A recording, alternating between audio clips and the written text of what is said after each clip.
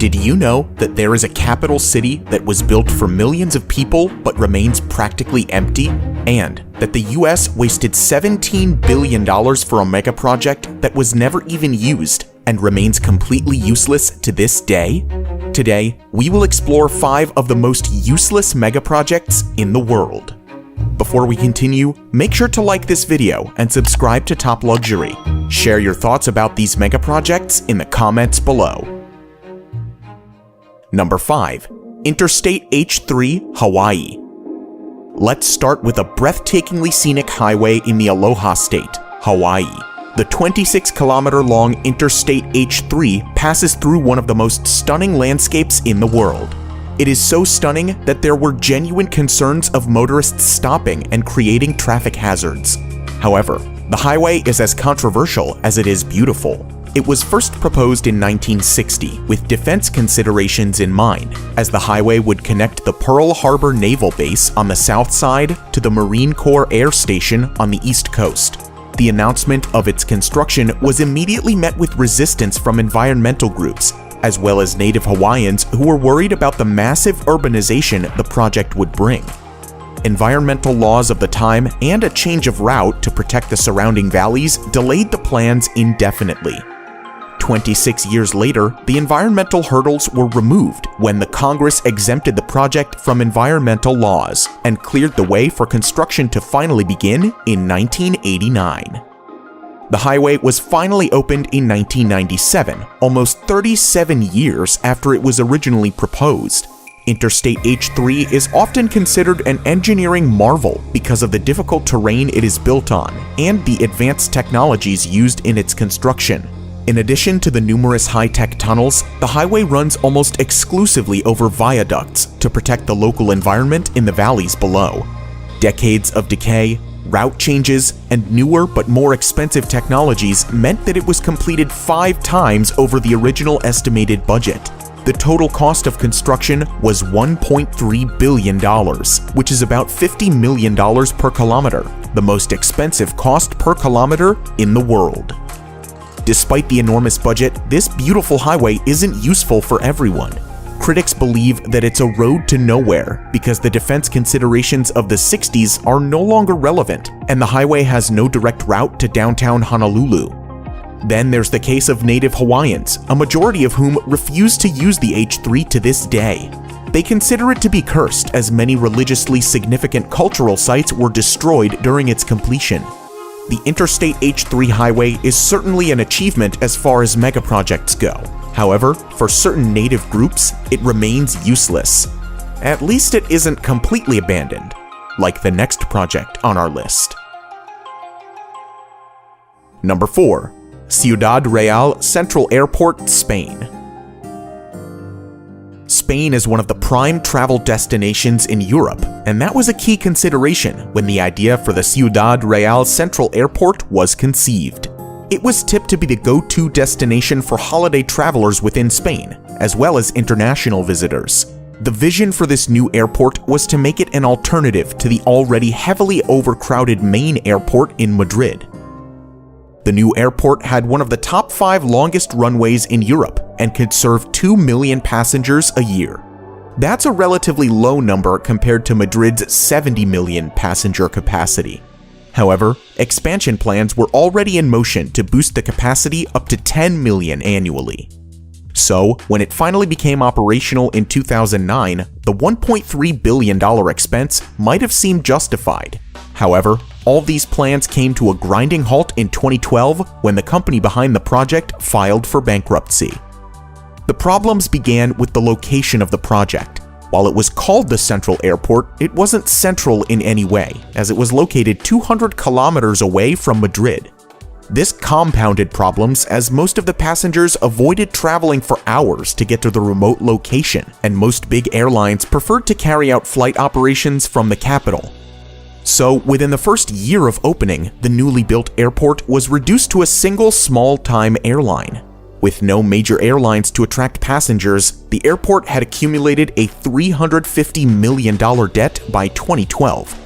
Unsurprisingly, it went into receivership and was put up for auction in 2013. The airport was even popularized as an abandoned location by the hit British TV show Top Gear in 2014. After multiple auctions fell through, including an outrageous $12,000 offer, the airport was finally sold to new owners in 2019. A Spanish airport that cost €1 billion to build has attracted a bid of just €10,000. Ciudad Real's La Mancha Airport opened in 2008, only to go bankrupt and close by 2012. As businesses crashed and profits dwindled during the COVID-19 pandemic, the Ciudad Real Airport got a lifeline. With little hope of passengers returning, the new owners reinvented the airport as a home for grounded planes, given its dry climate, long runway, and spaciousness. By August 2020, there were 65 airplanes parked on the airport, with expansions underway to provide a storage facility for over 300 aircraft. This new storage approach gave the airport a much-needed business opportunity.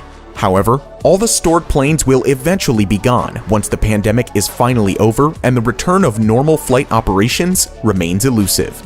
This billion-dollar megaproject remains effectively useless for passengers around the world. Number 3. Naypyidaw, Myanmar. Next up is another megaproject that made it to Top Gear. Unfortunately, this isn't just a remote airport, it's the capital of Myanmar, a new capital that was built from scratch. Myanmar's former military leadership started building a new capital in secret in 2002. The shifting of a country's capital isn't unheard of, as many countries including Brazil, Egypt, and Pakistan have done so in the past. In November 2005, Myanmar's leader announced his decision to the public, but he kept the name of a new capital a secret. It was 4 months later when he finally revealed the name, Naypyidaw, which literally means the king's residence. The reason for this sudden shift of capital wasn't clear. Some speculated that the military leadership was fearful of an attack from the sea, while others thought it was shifted on the advice of astrologers. However, a lot of it had to do with the former capital, Yangon. Yangon is home to 7 million people, and the city is said to have reached its infrastructural limits, and its population is set to double by 2050. Moreover, the coastal city was established as the capital during British rule to benefit the British Navy, so it made sense for Myanmar to shift the capital to a more central location. The new project was built swiftly, and to this date, the successive governments have poured $4 billion into the city. Naypyidaw seemingly has everything to attract visitors: a 20-lane highway, over 100 luxury hotels divided into 3 hotel districts, golf courses, museums, and even a 99-meter-tall replica of a landmark originally situated in Yangon. But there's one essential component that remains missing: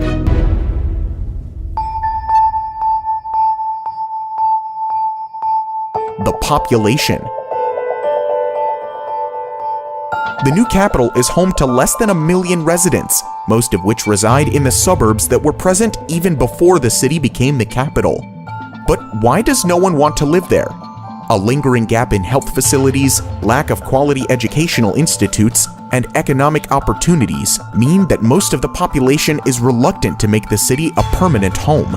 So, the city often paints the picture of a deserted place and is often referred to as a ghost town. The incredible 20-lane highway is practically empty. Traffic congestion is unheard of, and at times, a single automobile is caught drifting along the tremendous road. The city has an airport that can handle 3.5 million passengers every year, but on a busy day, a dozen people will actually use it. The shopping malls are visited only by the diplomatic staff on weekends, while the hotel lobbies are mostly empty. Despite the apparent barrenness, there's a silver lining for the royal capital. It's built as a city of the future, and with the exploding population, Naypyidaw still has time for an inevitable redemption. For now, it's arguably the world's strangest capital, and remains useless for much of the country's population. Number 2. Forest City, Malaysia. We talked of an apparent ghost city, and next on our list is a green futuristic smart city that would rise from reclaimed land on 4 artificial islands and will be built around an artificial forest ecosystem. Forest City's location makes it an appealing bet for investors who are aiming to profit from its proximity to the independent city-state of Singapore. Singapore has the world's second busiest port and a thriving economy. The developers have already linked Forest City with Singapore through the Second Link Bridge, shortening the distance between the cities to just 20 minutes. Forest City will also have its own customs facility, enabling residents to move freely to Singapore and back. The design is advertised to incorporate many green innovations. Forest City will feature buildings with green rooftops and vertical gardens, providing a jungle experience. City streets will have a multiple-layered design with the lower layer for traffic and parking spaces, while the upper layer will feature parks, sports facilities, and transport hubs. The city will be powered exclusively with renewable energy and will be completed by 2035 at a cost of $100 billion. One of the 4 proposed islands is close to completion, with 50 apartment buildings, golf courses, swimming pools, and beaches on board. However, it's not all smooth sailing for this highly ambitious project. A multitude of economic and political hurdles are already hindering its progress. The project is being funded mainly through China, and Chinese residents virtually had a free pass to the city in the first few years of its construction. As a consequence, wealthy Chinese investors who couldn't afford the soaring prices of apartments in their own country rushed to Forest City. By 2019, 80% of the property owners were Chinese.